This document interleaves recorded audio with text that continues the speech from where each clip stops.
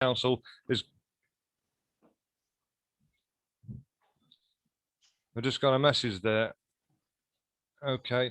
It was going to talk to us about the iTreeEco survey. Before that, we've got Kate Bull from Trees for Derby, who's going to talk about what our group has been doing and what we plan to do in the future. We've got about 15 minutes, Kate, for you and the questions that follow. We've got about half an hour for Dougie, including questions. And and we've also got Mair Bain, who is going to. I'm sorry I missed you. Sorry, Mair. We've got Mair Bain, who is going to talk about the A38 road expansion, and there's about 15 minutes for that afterwards. So, if you do wish to ask questions, could you put a hat on chat, and we'll have questions when Kate's finished. So, I'll hand over to Kate, who's going to talk about Trees for Derby. Thank you, Kate. Okay, thank you.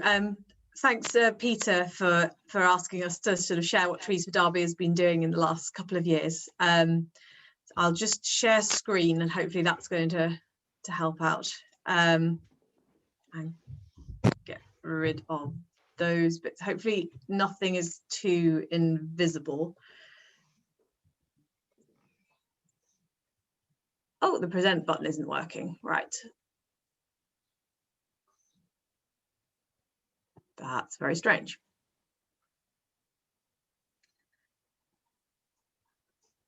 Right, okay, here we go. So we're just going to have a quick look through. Trees for Derby is a charity, and we were registered almost 2 years ago now.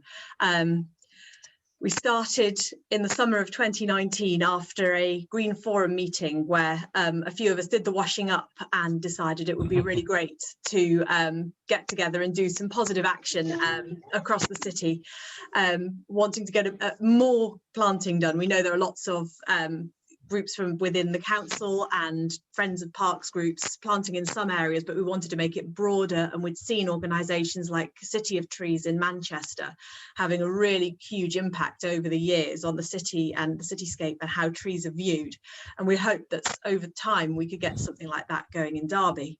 So we're just a community group, we're all volunteers focused on planting trees and improving green infrastructure within Derby. And green infrastructure doesn't just mean trees, it's anything that's growing. So it could be anything from roofs to grasslands, anything that improves drainage with plants growing on it, essentially.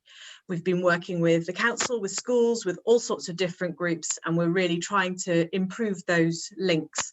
Even through COVID, it's actually been possible to get quite a lot of different things going, just with the aim of making Derby a better place to live and more resistant to changes in the weather patterns that we're likely to get as a result of climate change. So far, we've obviously had 2 years which have been pretty disrupted in terms of planting. We got over 6,000 trees planted in our first winter, which was entirely in parks run open green spaces. There were loads of volunteers at the events. It's really, really fast to get a couple of thousand trees planted. If you've got more than 100 people there, they just vanish. But you do get a lot of tea and biscuits consumed doing it that way. But that was really great. And then obviously March 2020 hit, and everything since then has had to be done just by one household or 2 volunteers at a time. So it's great that we've managed, with people just communicating online, to get over 7,000 trees in the ground, even though that's been going on. But we're really looking forward to being able to have the bigger events that are getting people involved, and so that people can enjoy that again. At the same time, we're really looking forward to being able to do things like this and get other people enthusiastic about what's going on and enthusiastic about planning and finding spaces for trees, because that's what's really difficult. It's been developing the relationships with the organisations that we've done, and we're getting on now with all of the planning that needs to be done in time for the next planting season, which will be starting in November. So everything that has to happen other than planting happens all the year round. At the moment, we're working on finding places that people are happy to have trees planted, getting good schemes in place so that everyone's happy. Obviously, Derby is an urban space, so we need to make sure that anything that's planted is good for people as well as being good for animals and the environment generally. We need to make sure that everything is well maintained. We've got a bit of a problem with vandalism on some of the sites and littering and that kind of thing. So we need to make sure that people are still happy with what's going on and that there aren't hazards appearing from things being broken and thrown around and things. We need to do surveying of areas, finding out suitability, surveying of trees that are already planted, and again, making sure that they're safe, and discussing stuff with people, finding the money and doing all the paperwork all the year round. And if anybody would like to join in with all those bits all the way through the summer, that would be fantastic. Surveying also, obviously, Dougie is going to be talking much more about that because he's got the iTreeEco survey, which we're really pleased that we'll hopefully be able to be involved with. So what we've got planned for this winter, we've got loads of tree planting again penciled in, as well as more sites being consulted on, including hedging, which hopefully might be able to go in to help protect cycle routes from large roads nearby, and other hedging in areas to improve biodiversity and make areas just nicer to be in. We're looking at getting community orchards in. We're hoping to get lots of fruit trees near to people's houses so that for a couple of months of the year, there's an option of going out and picking something for yourself off a tree sometimes. It just gets people much more connected with what's going on, and it's just a really nice thing to have nearby. We're hoping to get standard trees in, again, collaborating with the council where there are important trees that are reaching the end of their lifespan. You need new mature trees ready to take over, and that takes such a long time. It needs planning way in advance. And obviously we'll be planting lots of the little copses and shelter belts and woodlands of the tiny little trees that will take 10 or 20 years to become proper woodlands, and then there'll be really lovely areas to be in. We've been working with schools and with community groups and with other organisations, including businesses and individuals. There have been little areas we've done with schools in the first couple of years, but this season, shout out for Trees for Spondon for doing some great collaboration with schools and getting lots of planting organised for this winter. And there are a few other schools as well which have some smaller planting spaces planned as well, and we're really, really keen to work with schools and any organisations that have got open space who would like to have trees on their land, working out how to get that to happen. We've also got a new campaign that we're starting up. Hopefully we'll be around in parks events this summer getting this started, which is to try and get people to feel happy to plant trees in their own front or back gardens. So we've got lots of green space in the city that could be much, much greener than it is. So lawns or front driveways where there's a bit of space, or back gardens where there's enough room for some fruit trees or a small crabapple or maybe a rowan, or even something larger if somebody's got quite a bit of space. And we could really get the tree cover in the city up quite a lot and get more habitats within the city if people are able and feel happy to plant trees in their garden. And we understand that people are often quite worried about that, so it is all about making sure people have the information they need to choose a suitable tree for the amount of space that they have and for what they want it to do. And then we've got some bigger other projects, and we're just in discussions with a couple of different departments in the council looking at sites that would benefit from different types of planting, and that can be to help with reducing vandalism and fly tipping, or to make areas better shaded, or to just meet with local residents' sort of desires for a place to look nicer, because it's well known that trees improve people's ability to use a space as well as improving property prices. People like to be in areas that have trees, although there are always, of course, issues around trees if it's the wrong one in the wrong place. So you've got to be quite careful to make sure that things are well planned. We're working with local businesses, hopefully funding some blossom groves for reflection and a thinking time, and just giving people some calm space within the city again. And that's something that some other businesses have asked us to try and look into doing with them. And we're also campaigning alongside the active travel campaigning groups as well to try and get green infrastructure improvements, because walking and cycling and scooting and any other means of active travel are really improved by having good green infrastructure. I mean, I'm sure we've all noticed that in the weather at the moment, it's not that nice walking down a really hot pavement in full sun, if you've got an avenue of trees where it's that bit shadier, the temperature comes right down and it's much, much nicer to be outside. So it's that kind of thing that we're needing to get planned and make sure that everything's usable, the spaces are more usable for everybody. We're also working to campaign to end pesticide and herbicide use within the city and use alternatives, again, to improve biodiversity and to improve the green spaces. We're supporting the campaign against the A38 widening project, and we're working with the council on a range of projects as well, including hopefully with this iTreeEco survey, which is really exciting, and with private landowners. And the other big bit is we would love anybody who is interested to join in and volunteer. It doesn't have to be, you don't have to be an expert in tree planting. You don't have to ever have planted anything. That's something that's very easy to learn. You don't even have to be capable of doing it. At the moment, I still can't plant a tree. I'm not physically able to do that. And I'm still the one that's sitting here talking about how great it is planting trees, because there's so much else to do and everybody can be involved. And if you're interested, please do get in touch with us. Thank you very much. And that's it from me. Thank you very much, Kate, for your usual excellent presentation. Thank you very much. Well, if you weren't enthusiastic before, you should be now. Have we any questions to ask at all?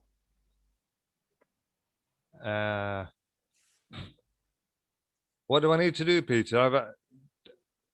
Are you there, Peter? Peter Robinson? I'm here. Could people please ask? Can you hear me? Yeah. Could people please ask questions? And I suggest Jacinda's made a point which I think is worth opening up. So, Jacinda, would you mind just putting it to the speaker, please? You're on mute, Jacinda. Do you want me to ask the question, or? Yes, please. Yeah. Yeah. Okay. It just I was surprised to know this as well. Only a couple of years ago, I found out that there are communities who, obviously not only in Derby but other places as well, they believe that the bad spirits live in the trees. So as soon as they move into a property, the first thing they do is cut all the trees. And that is what I've heard. Maybe not the whole of the community, maybe just some people believe in that particular community. Some people believe in that. But nonetheless, I think I have been thinking that they probably need some education and to work with probably their community leaders to educate them that without trees there won't be any life. So I think that is my question. Is there a way we can raise it with this particular community? Yeah, I would definitely say absolutely talking to people is really key when we're planting things, especially near to houses.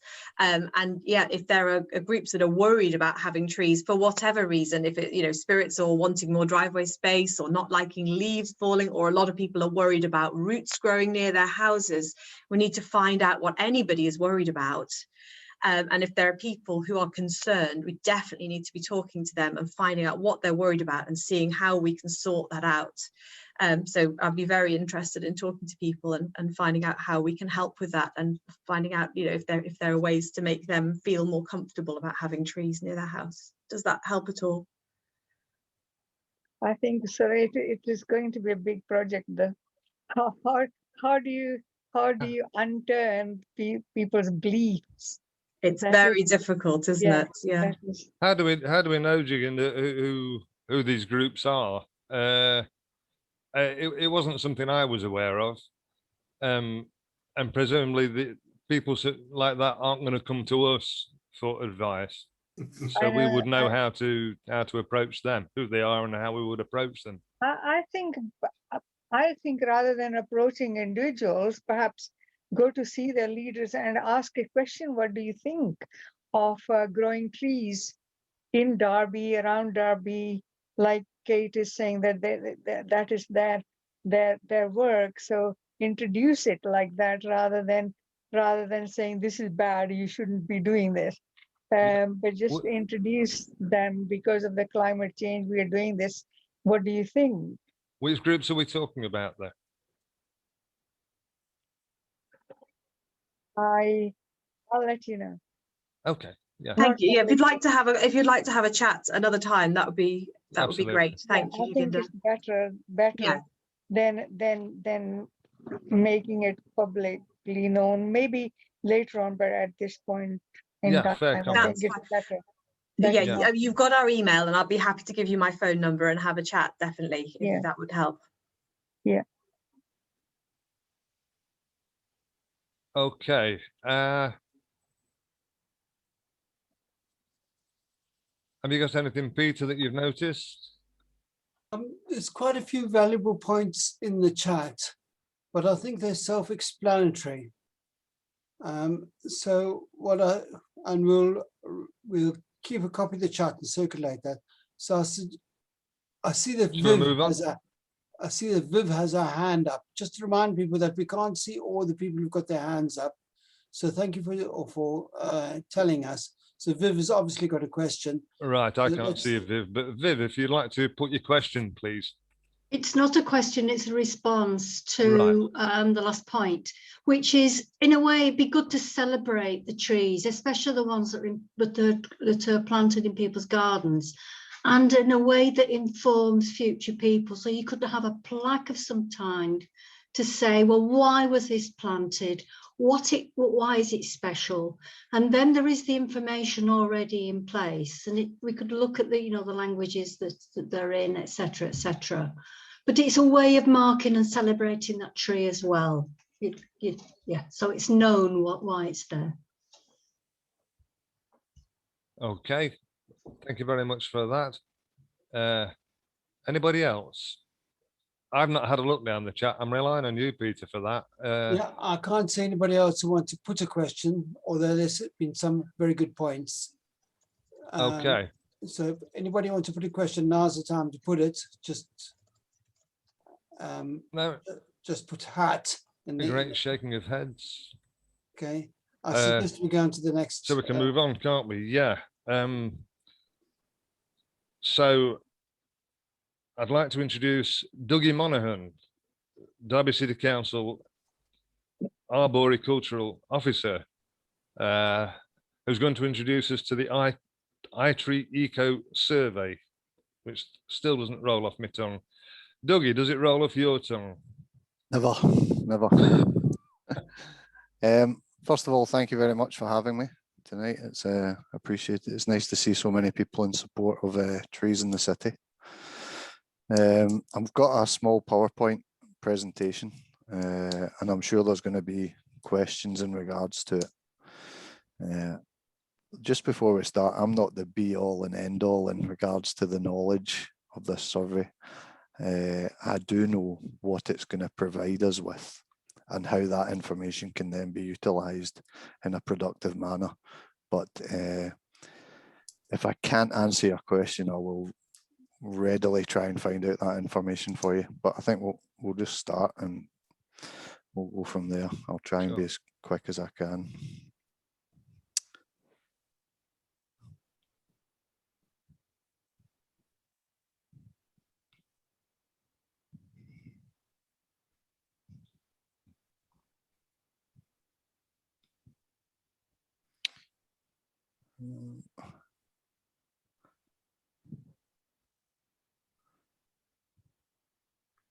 How's that for everybody?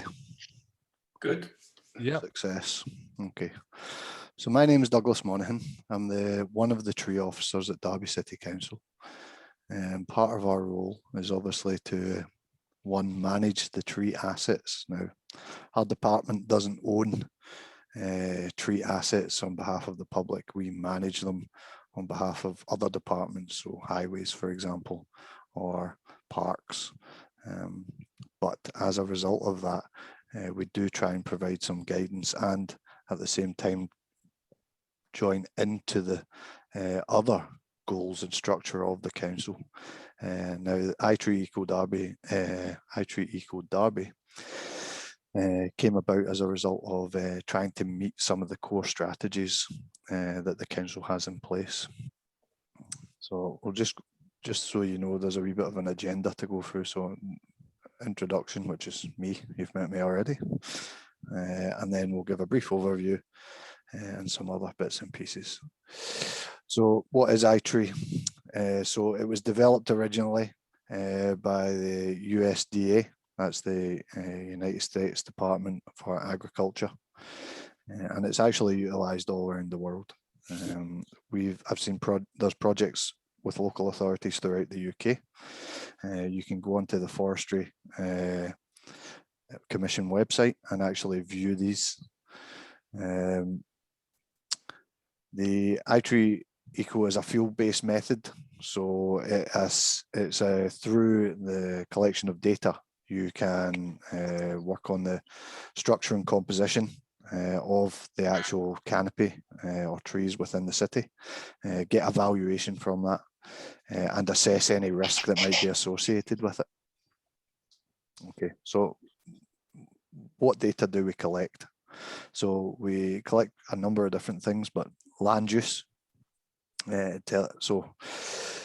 percentage of tree cover on that area, percentage of shrub cover on that area, availability of plantable space, and ground cover type. We do collect some shrub data, but it's not as essential for our goals as the tree data. But from a tree data point of view, we're looking at species, stem diameter, total height, height of crown base, crown width, percentage of foliage missing. So there's a number of different factors that we have to take into account. This data is all collected from a number of different surveys, different plots, sorry. So this is just an example that Forest Research have used in the past. It's a random plot distribution, and something similar will occur over a map of Derby. The plots are approximately 0.4 hectares, and they're randomly placed within a grid system. This gives us a statistically representative sample area. So Wrexham, for example, had 202 plots done, and it's approximately a density of 1 per 19 hectares. You might be thinking that's too small, but I'll go into a bit more information shortly. The valuation that comes as a result of the collection of this data. Oh, sorry, I should say the data is so iTreeEco is actually a free survey. You know, it's freely done from the point of view of I don't buy any software. We literally collect the data, we send it off, and it is processed for free and comes back to us. The cost comes from actually performing the survey. As a result of the data, we collect a number of things, including,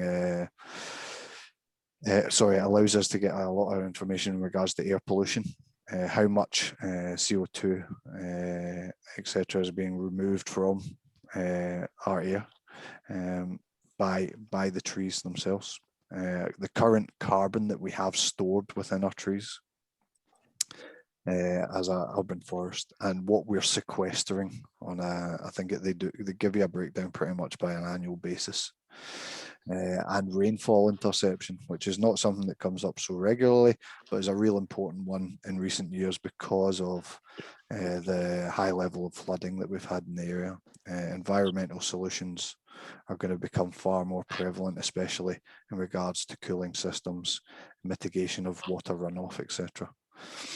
We also look at structural value and replacement value. So structural value is the actual value of the trees, and replacement value is if, for example, hopefully this would never happen, but we lost the population of trees in Derby for any reason, or a specific part of it, let's say ash, for example. I'm sure many of you heard of ash dieback. It gives us an ability to put a monetary value to that loss. That puts a very good focus to decision makers, especially people in power at the time, councillors, in regards to what it would cost and what value we're actually providing to not just the people of Derby, but the community, residents, businesses that are all part of the area.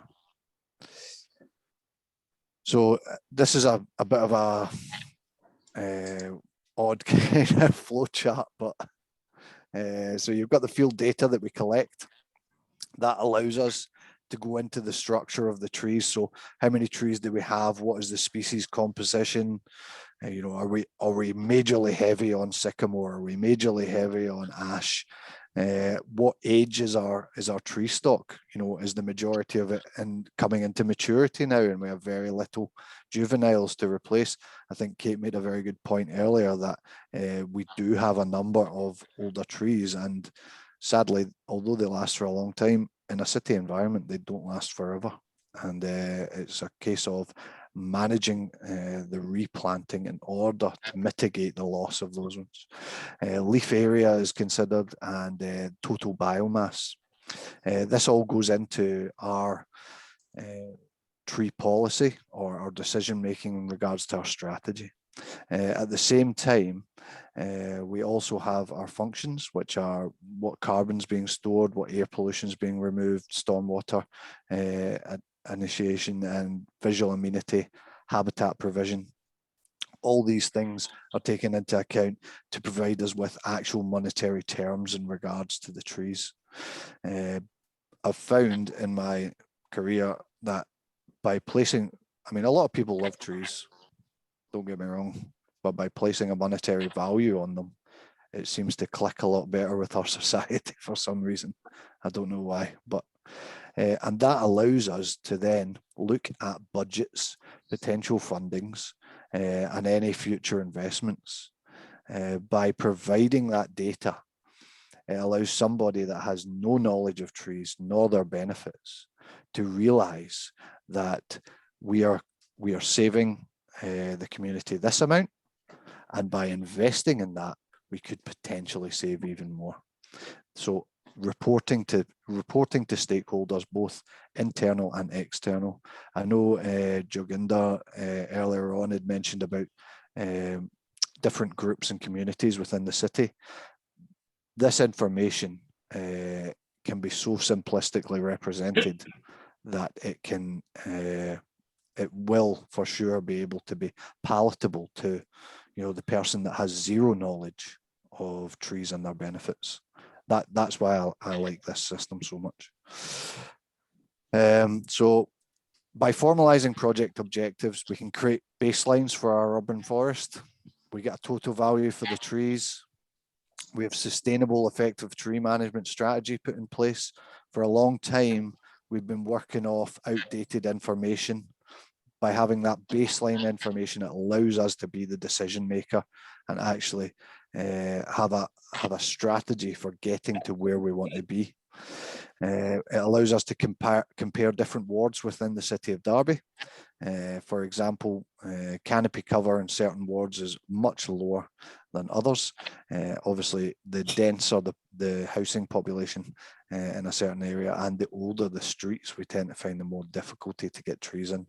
Only by providing that information can we then look at additional funding and cost in order to improve that situation. We highlight our key audiences that we want to send stuff out to, and today is a good opportunity. I'm like everybody else, just a human being, and I don't always think of everything. If you can think of any type of stakeholder that you believe may have an interest in this, it would be nice to hear from you. And then dissemination of the report. So I have spoken to my area manager in regards to how we're going to provide this information. Again, it needs to be in a simplistic term. There's going to be 3 types of report. One is a very basic advertising graph, stats, which are in a very friendly, open way. They'll be seconded by the report information that backs that up. So that's report number 2 is added information. Again, very palatable, but maybe for somebody that has a bit more interest. And then finally, full report which breaks down everything. You can see all the data, how it's going to be utilised, and what it means for the city.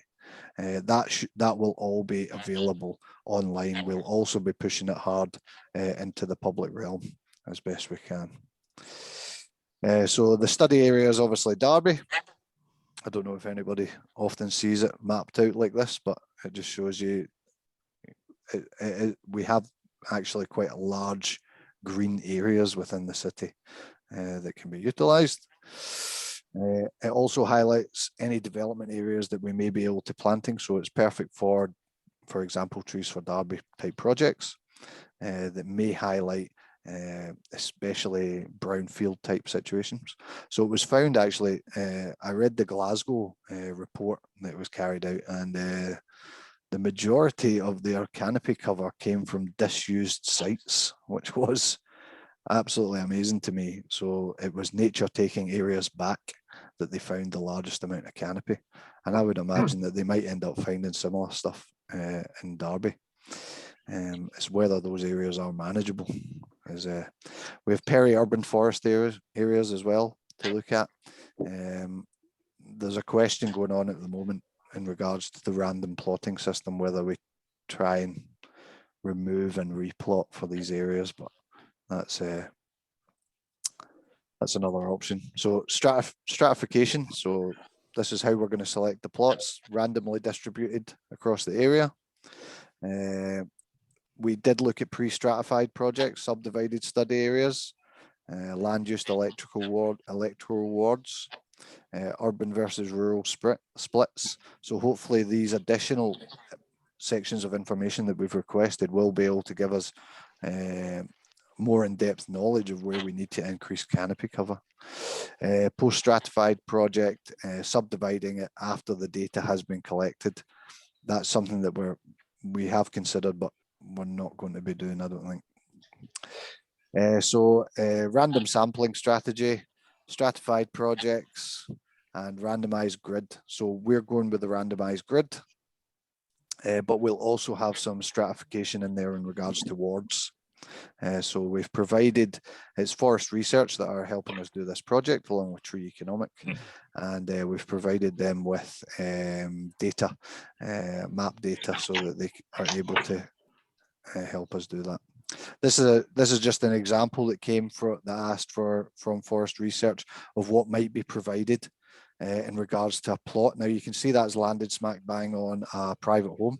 This survey covers both private and public section areas. We will be, before anybody goes to any households, once the plots are decided, those households will be individually lettered to advise them that they're coming. They'll have an opt-out ability, but at the same time, it's trying to ensure that we have pre-warned people that you will be getting a knock on the door potentially.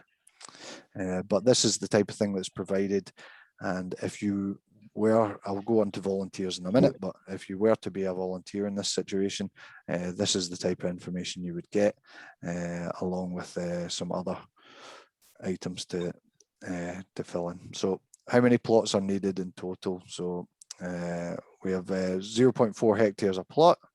We're typically about 200 to 250. So 200 plots are 100% going to get done. That without fail. We are going to ensure that 200 plots get done. That is the minimum that we would allow. However, we would then hope, and I've said hope here because we're looking for volunteers, and again, I'll go on to that shortly, but we'll be hoping to do at least another 50 plots. The more plots we can do, the more accurate information is going to be in regards to total tree population. But as a result, 200 plots tends to be the minimum. But I'm hoping that you guys will step in and do me a solid favour. Plot density is going to be the same. We potentially, in the past, they've talked about adding 5 to 10% extra plots. Like I say, we'll be looking for 50 to 100 as an additional.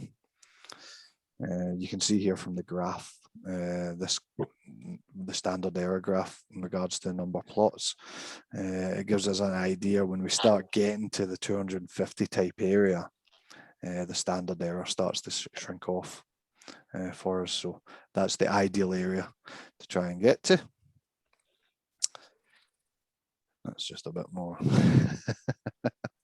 of overkill by me. So again, just to go back over the type of data that we will be looking at collecting. Species, stem diameters, total height. Now, there is, when we go through, sorry, this is preparing for the fieldwork. So this is looking at, this is a version of the letter that's potentially going to go out. I've not fully confirmed exactly what's going to be in it yet. We will be looking at agreeing the plot locations in the next few days. We do need to take into account COVID security. I know that I've spoken already to the field operatives that will be working with Forest Research, and they already have a risk assessment in place. And I'll need to speak directly with Trees for Derby in regards to that as well. We will be providing training days for surveyors. So as a maximum group, I've been advised 20 people. 20 people, 20 committed people would definitely be able to do 100 additional plots for us, 50 to 100. However, if more people want to be involved, we can organise a secondary day. And you know, if there's 40 people want to do it, then I'm a happy man. So timelines, this is kind of what we've agreed at the moment. The project design we pretty much kept in place, or we agreed about a week or so ago. The shape files that have already been provided, that's the data for the mapping system. And next will be the training day for the surveyors. And then the field work will begin by the professionals. Now, as a kind of end date, we're looking at before the leaves fall off, we need to have all the data in, which doesn't give us a huge amount of time, but it is still very, very achievable in that space of time. Once they've completed their 200 plots, or maybe slightly before, we will provide plot locations and packs to volunteers in order to complete any of that. We'll then go through a deliverable and feedback meeting with the suppliers of the professional field workers. So yeah, volunteers, we need you. We're a minimum of 20 dedicated to collect the data. If you are able to contact us at trees@derby.gov.uk, provide us with your name and any contact detail. That's usually going to be an email. Your details will be passed on to Forest Research, but no further than that, and under data protection. And at that point, they'll be in contact to arrange a suitable day for you. So if it's something you're interested in, please get in contact with us. So like I said, training days for 20 people, and the training will last approximately a day. So it will be something like 9 in the morning till 4 in the afternoon, with breaks in between. So it is a big ask. And there is a lot of information. I've actually done a training day with them previously myself, about 4 or 5 years ago. And even for somebody that has a knowledge of trees already, it is a lot to ask. They have dealt with a lot of other volunteer groups, so they are well versed in ensuring that. But hopefully with your help, we can get these additional 50 plots done as a minimum. Any questions? We've got 2 questions. Thank you very much for that, Dougie. We've got 2 questions from the box. We've got one from Adrian. Are you there, Adrian? What was your question?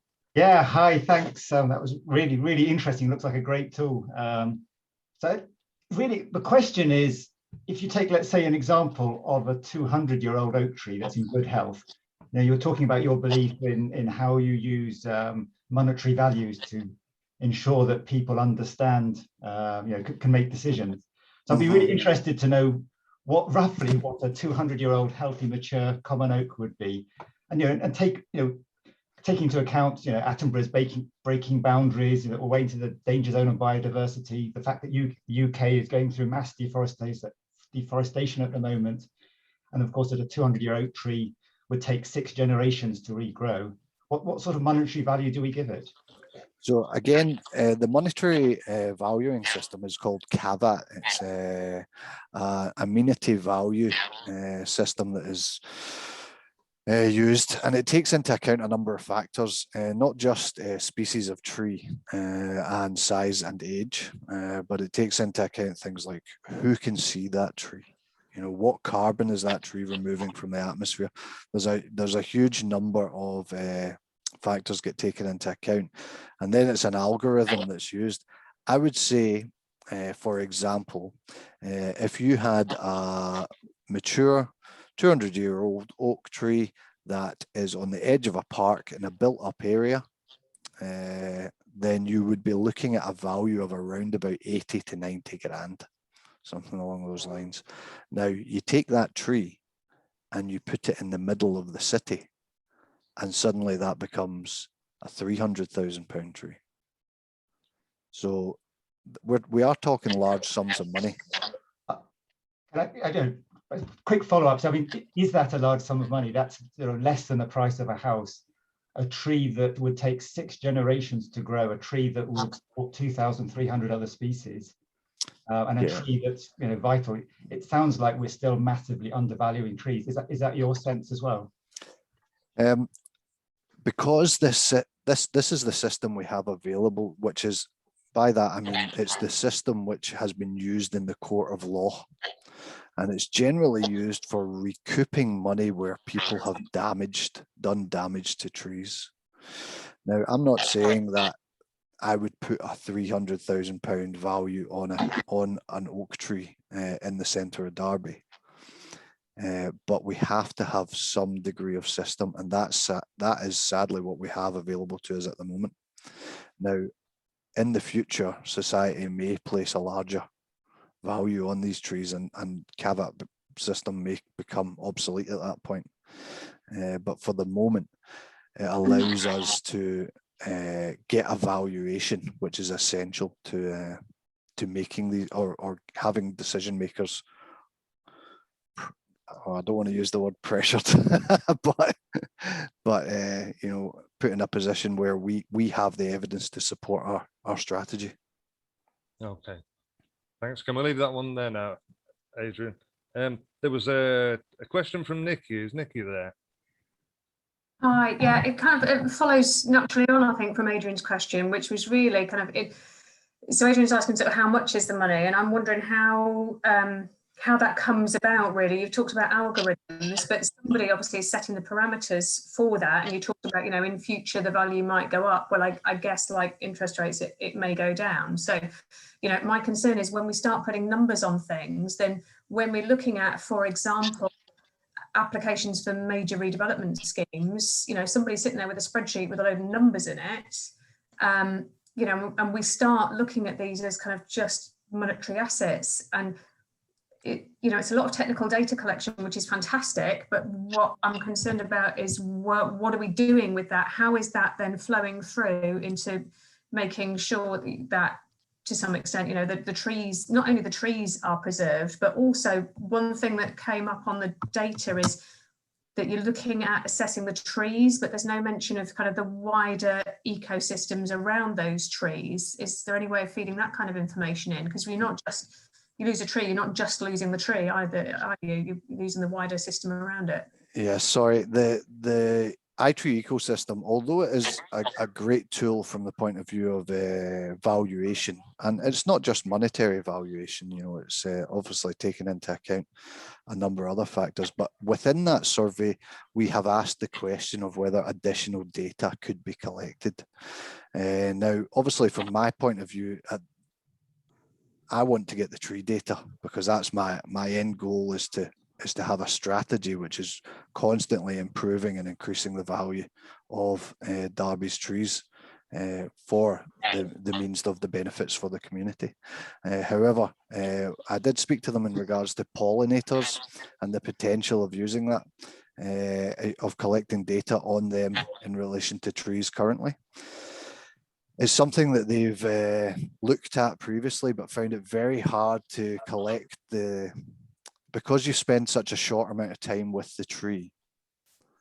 Collecting that data is very difficult in regards to the outside ecosystem. Now, we do know that trees will obviously have an impact on pollution, etc., but also invertebrate life, mammal life, etc. It would be a separate project that would need to be put in place in order to take that information into account.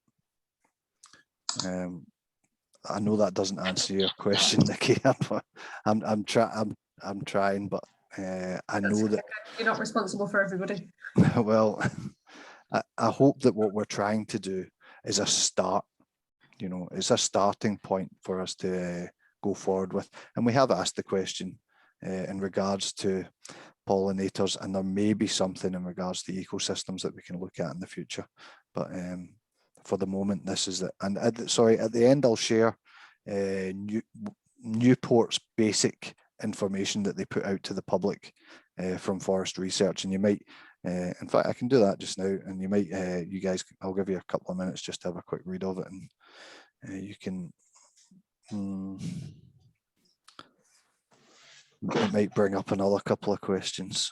Share screen. Right. There was 2 or 3 quick ones. Do you want us to advertise for volunteers in other places? And if so, is there are there any flyers at all? Yeah.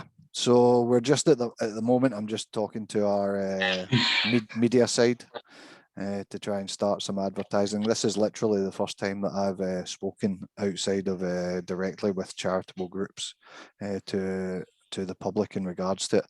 I very much wanted to ensure that things are in place before we begin, but we will be putting out a media campaign in regards to it, so hopefully that will provide a bit more information.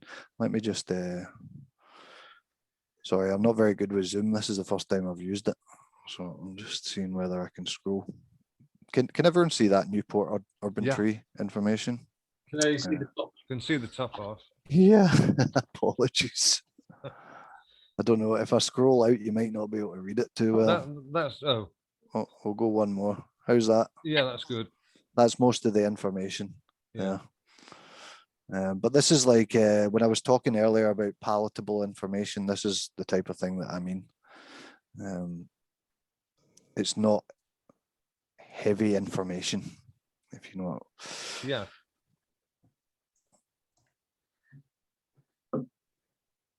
Right. Well, people are looking at that, and there was a question: how much standing in the training day? How much of it would be standing? Yeah, I think you would have to be quite physically fit in order to do it.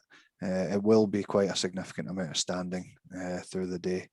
There will be some sit down time in a classroom, but majority, I would say at least 50% is going to be standing, walking about. And is it going to be a weekday or at the weekend? I would imagine that it will be down to the volunteers that we get. Now, if all the volunteers decide that they cannot make a weekday, then we would move it to a weekend. I think this information, or the involvement of the community in this project is massive in my view. It has to be part of it. And secondly, it's invaluable from the point of view of the additional information that we can get. So we will be accommodating where we possibly can. Right. Okay, we're going to have to move on very shortly because we still have Mair who's going to talk to us. So can we move on at that? There's certainly loads to take in, isn't there? And it looks like a very exciting project. And there's going to be further publicity come out. So that will be the next stage, will it? Publicity come out about volunteering. Reg, can I just suggest that, Dougie, you try to answer some of those questions in writing, and then we'll have an opportunity at the end for people to pick up other questions as well. Yeah, again, trees@derby.gov.uk is our email address. So if you do have a specific question or query. But there's a lot of questions in the chat we haven't been. Oh, right. able to deal Okay. with. I've got you. I've got you. So if you look in Sorry. the chat and just answer those if you can, and then we'll after the next talk, we'll have have a few minutes for general questions, ones that you haven't been able to answer or people want to keep on going with. What are you suggesting, Peter? Answer some of these questions now, because we have, I think, at the most, a quarter of an hour left. I suggest, as you are pushing, we go on to the next speaker. Okay. But Yeah. we answer that Dougie answered some of those questions in the chat. So and then he answers them in the chat. You say he answers them in the chat. he answers Yeah, them. I'll try. Then I'll we'll try my be able to best. pick up any things which haven't been answered, anything like that, Right. after the next speaker and the questions around that. Okay. And, Okay. and incidentally, thank you very much, Dougie. That was really very good. Excellent. Dougie. Please. Thanks, guys. Yeah. Okay. We'll move on. Mair, if you're there, Maya's going to talk to us about the A38. Hey, hi everyone. Thanks for inviting me here. I prepared a presentation that's probably longer than the time, so I'm just going to skip over a few things in it, but I'll put a link to the PDF in the chat when I'm done. So it's I'll just sort of try and go through it as quick as possible. Okay, can everyone see my screen okay? Yep. Okay. Okay, so yeah, I'm Mair. I'm part of the Stop the A38 expansion campaign. We're all unpaid. I wouldn't even say volunteers or campaigners. So yeah, I live in Mackworth. I go to Markeaton Park a lot, and I'm also involved with other sort of climate activism things. So I thought I'd start with a reminder of the climate crisis. These are just some news articles to remind us that our food is under threat, sea levels are rising, people are going to be displaced, floods and extreme weather are causing devastation already, and it's only going to get worse. Wildfires are becoming more and more frequent and disastrous, and again, only going to get worse as global temperatures rise. They're also claiming the lives of animals as well as people, so devastating ecosystems and wildlife. And there's more and more severe warnings about the future, a ghastly future where billions of people are likely to die. Huge parts of the world are probably going to become uninhabitable if we surpass 3 degrees of global heating, which will likely happen this century with the current policies and carbon emissions that we're giving off. But as we all know, trees can play a big role in the big climate fight back, as the Woodland Trust has called it. I won't go into that too much, but I just wanted to give some background information before talking about the A38. So why is Derby going to fell thousands of trees to make a road bigger, given this climate and ecological emergency? So these are the Highways England planning documents, and the areas in red are where we're going to be losing trees from. And again, I'll share the PDF afterwards so you can check these documents yourselves. And just to give you a better idea of where that is, it's yeah, this is the Kingsway area, and yeah, some photos of that area and Little Eaton, and of course Markeaton. You might recognise some of the decorations around this area. So yeah, tens of thousands of trees are going to be felled. Planning documents didn't have any tree number in them. One of our campaign group members tried to count them, and they estimated 100,000. Highways England now says it's closer to 26,000. But you could also measure that in hectares. They want to fell 11.38 hectares, but only replace 6 hectares with saplings. And public green space is also going to be lost, and there'll be floodplain and wetland disturbance, and of course wildlife habitats will be destroyed.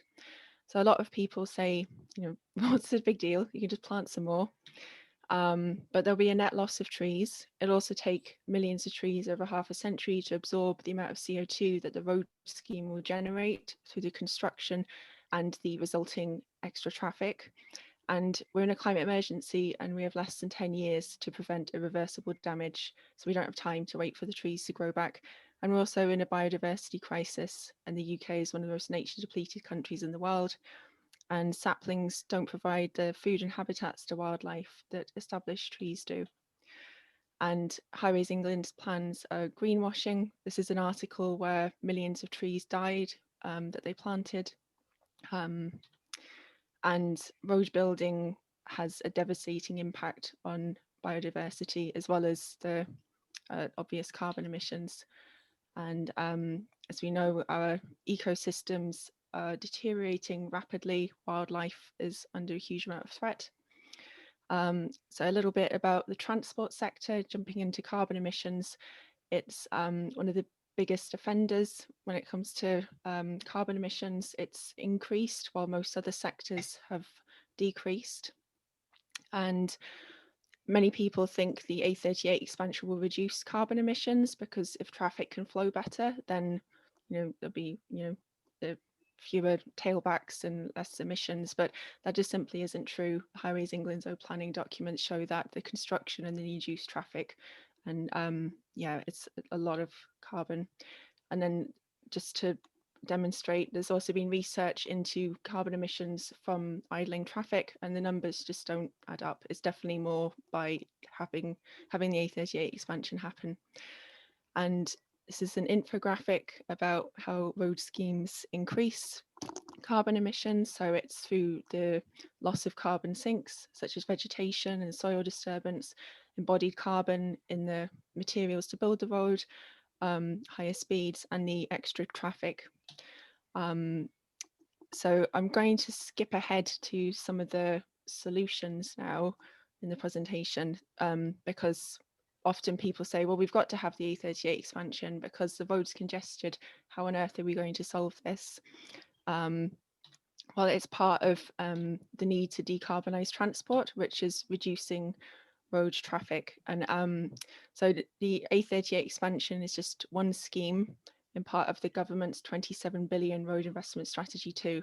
So the government plans to spend 27 billion on roads over the next 5 years during a climate ecological emergency. And there's tons of evidence that this will increase carbon emissions and it will negate any savings that we might have from optimistic electric vehicle rollout scenarios. And it's been in the news recently. It's quite controversial. Grant Shapps has dismissed the guidance of a review of the road programme, and the emissions are greater than the Department for Transport is claiming. And there's calls for it to be reviewed because travel habits have changed after COVID, and it's not really a wise use of money considering the costs of COVID, but also we are in a climate and ecological emergency. There's several legal challenges against road schemes, and we successfully launched one in Derby against the A38 expansion, and it didn't actually go to court. Grant Shapps conceded to one of our claims.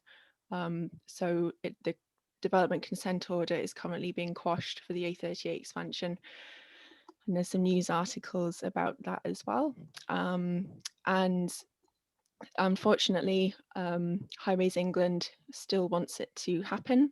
I'm not exactly sure how they plan it to happen, but Derby City Council still supports the scheme as well.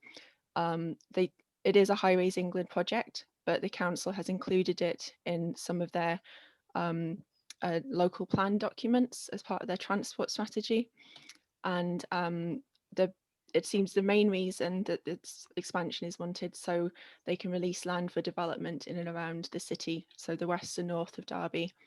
The Secretary of State's decision letter also said that the expansion would facilitate more housing developments. So arguably, if the expansion happens, it's to allow more road traffic to fill up the extra space that's going to be built, because they're going to be building more developments for this.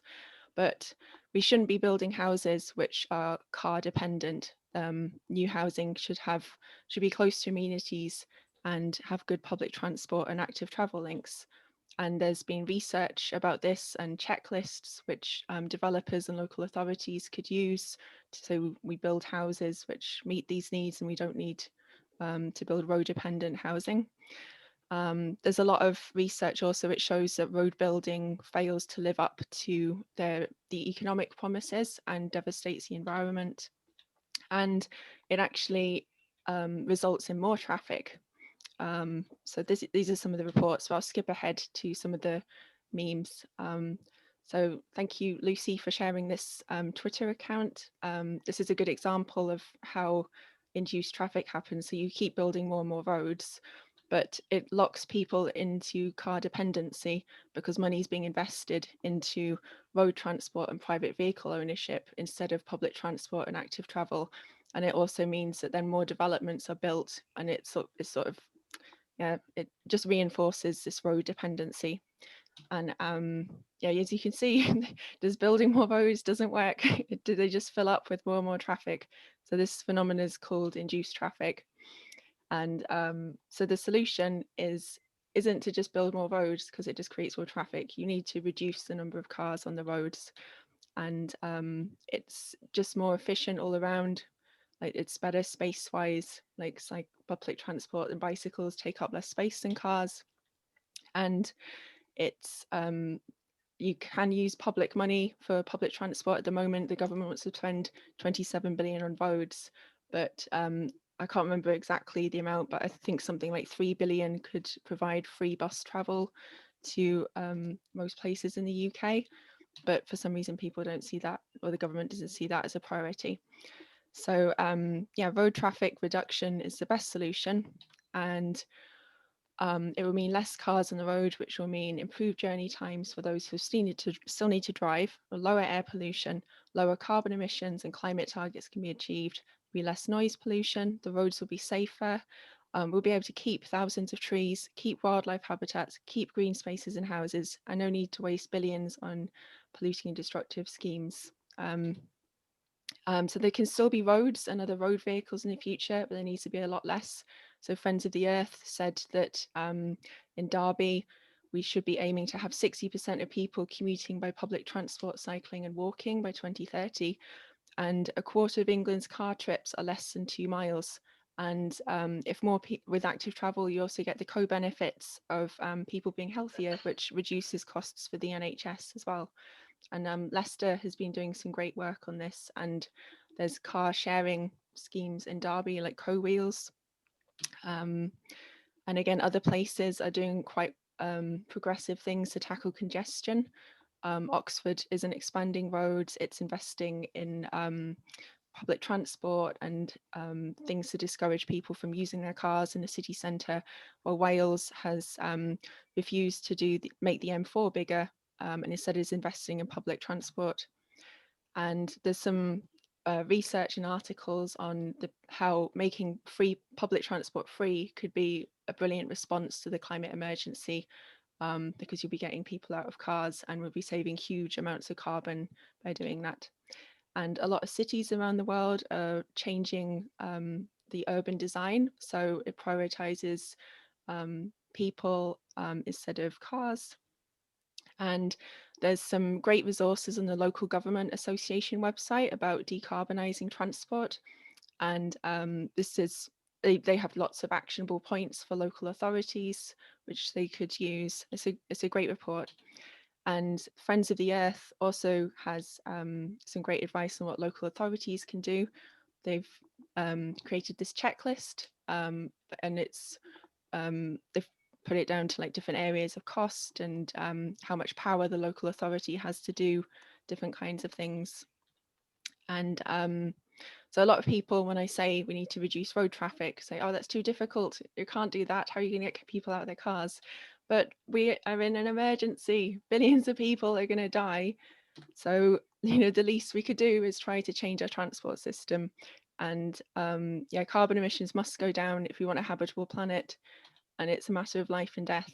And authorities will stop putting economic interests of the motoring lobby and housing developers over other people's lives. And we need to stop wasting billions of public money on fossil fuel infrastructure. And that's just another, the same message again, but with some nice trees in the background. And this is the final slide with links to things you can do. I think one of the most important things you can do is to talk to your friends and family about these issues, and also to let Derby City Council know that these kind of things would be welcome, because I think a lot of local authorities are worried about angering motorists by trying to change transport systems. So if there's a big enough demand for it, then we could see these kind of things happening, and also support the other legal challenges against road investment or road RIS2, the 27 billion road scheme. So thanks everyone. I'm sorry that was a bit rushed, but I was trying to keep us all on time as best I could. Thanks, Mair. I'm ever so sorry if you had to rush it. You've obviously put a lot of work into that. There was a question from Jaginda. If you're there, Jaginda, do you want to put your question? You're on mute. Oh, I can read it in the chat. Is see 8:30. Oh, sorry, you go ahead. Sorry. Yes, Yeah. Jaginda. What I am very concerned about what I've heard about the A38 extension, and all the trees are going to be fallen down, cut down, and some of those trees are hundreds of years old. And I think I'm just asking, is there any way we can help from other than writing to the councillors? I don't think we are going to get anywhere. I think they are bloody hypocrites. Or the councillors and the council departments. We have just heard from Douglas saying that they are collecting data and all that kind of things, and at the same time they are planning to cut down the trees. It doesn't make sense to me. I was just thinking that is there any way we can stop that from happening other than writing to the councillors? Something comes to mind in India. There was you may have heard about that. There was a Chipko movement where people hugged the trees and stopped them to be cut down, and in the end, the authority had to give in to people, and these were the tribal people who did it in India. And I think can we do the similar kind of things here too? Definitely. So I'll just clarify, it's not so it's a Highways England scheme. So it's the Department for Transport central government who has power over, well, decision-making power over the A38 expansion. There isn't, at this point, I don't think there's much Derby City Council could do, but if they objected to it, it would be very helpful.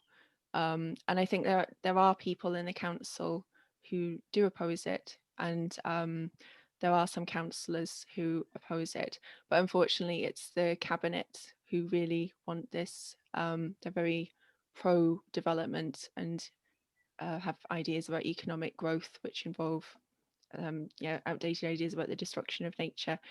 But yeah, so at the moment we're currently waiting to hear what the Department for Transport will do next, because our legal challenge was able to stop the development consent order.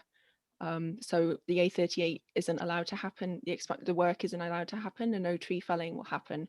But what we think is going to happen is the Department for Transport will issue another development consent order, and they'll try to correct whatever mistakes they made, they made before, and they will try to go ahead with the work. And in which case, there's the non-violent direct action, like the people that would sort of surround the trees, like that's always welcome. But I don't know if you've seen what's been happening with HS2. There's a lot of people all up and down all over the country trying to stop the HS2 felling woodlands, and unfortunately they just have more money and resources. They bring in security, they remove people, and then the trees are felled anyway.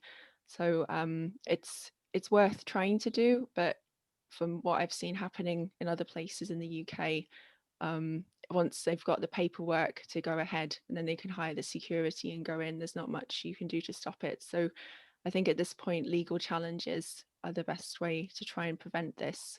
So there's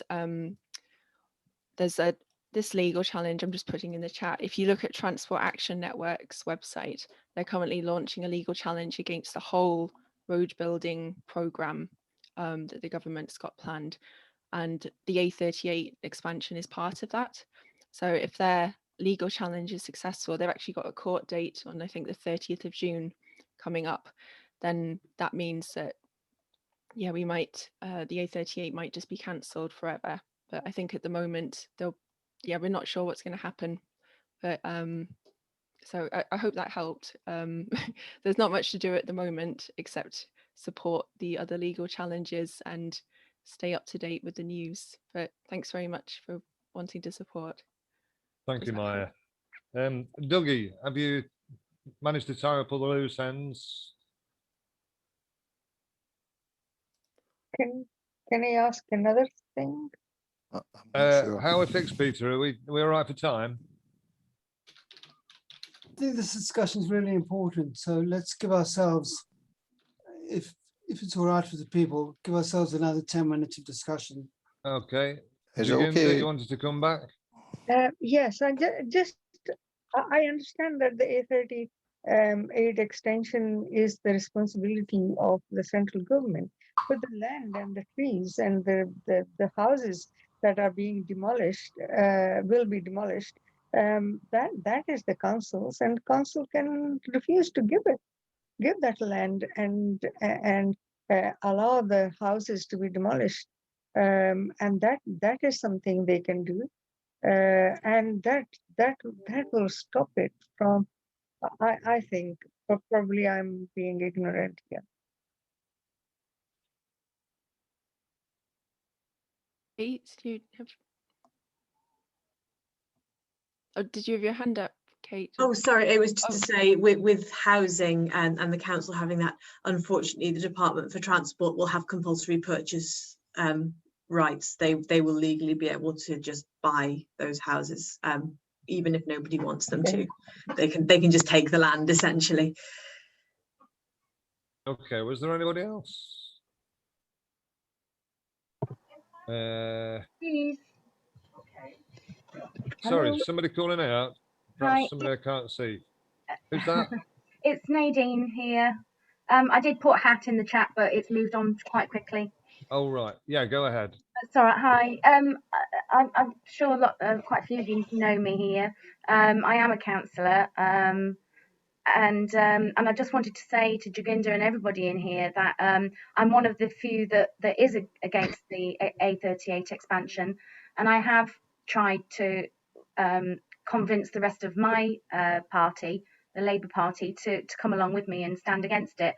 And it's not, again, it's as Mair said, it's not that we can do anything to change that, but the support would make a big difference, and the publicity that creates, obviously.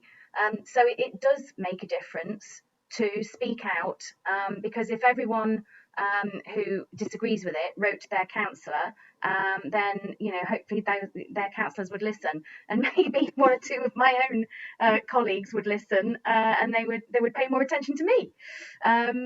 So please do, send an email or write to the Daily Telegraph, the Derby Telegraph. Put it on social media. Let's make a bit of a fuss about it, and make them realise that it's not just a minority of people who are against this.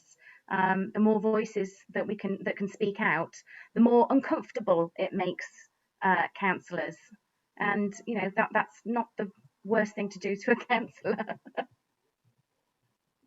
Right, thank you, Nadine. Pauline, did you want to come in?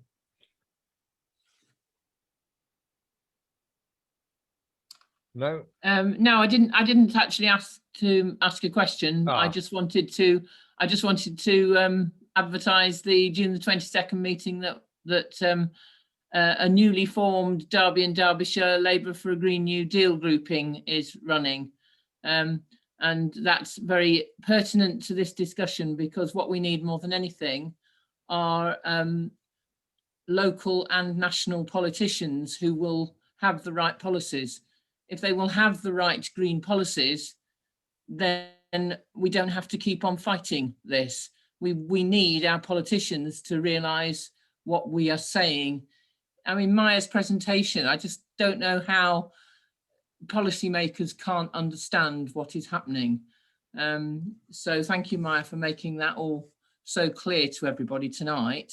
I'm sure here we're preaching to the converted mostly, but if anybody would like to come and see what the group of Labour for a Green New Deal is trying to ensure that the Labour Party continues to progress the green policies that it came up with at the 2019 general election, which were excellent green policies. Labour for a Green New Deal are trying to make sure that they carry on that. And I'm sorry to be a bit political, but unless we get a political party in power, both locally and nationally, in the next few years, most of what we're fighting for at the moment is just not going to happen.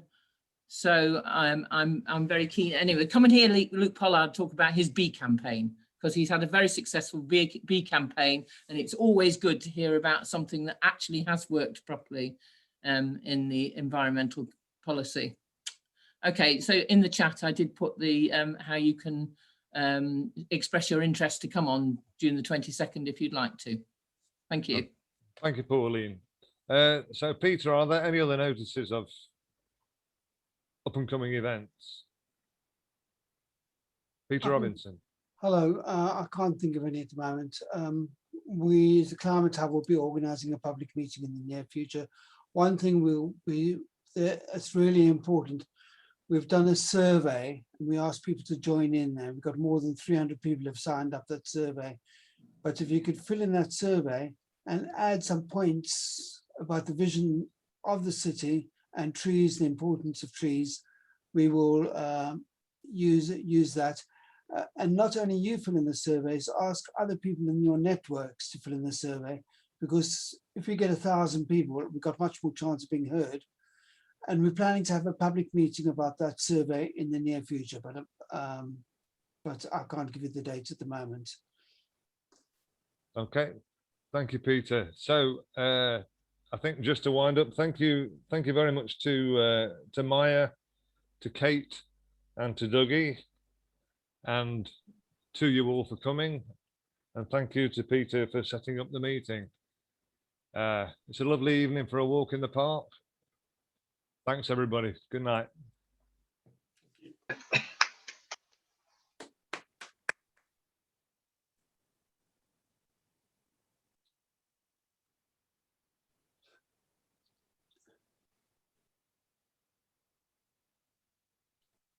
Dougie, are you there?